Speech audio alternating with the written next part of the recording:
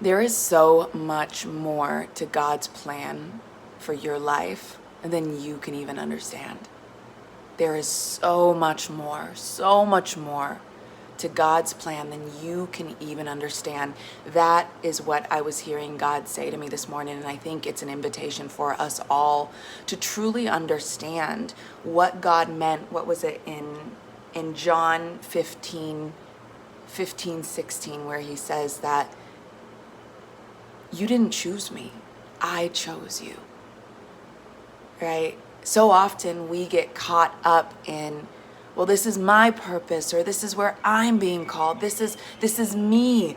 And we frame so much, even in our, well-intended minds of this is what God is speaking to me. It can be easy to make it about me, about us, right? And yes, God will impart. God will, call and qualify, and we are active participants. And so it is important, I think, to feel ownership over the words, the messages, the revelations that God is placing and revealing in our lives. And it's really important just to remember that it's not my will and my purpose, it's His.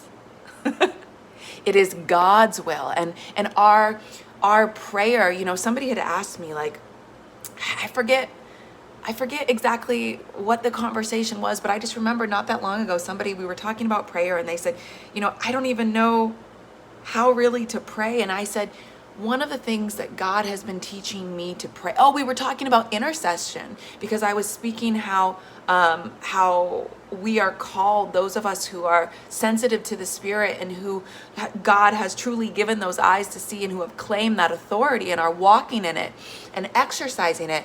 So often we might get a sensation to pray for someone, and we need to pray. We need to intercede on their behalf.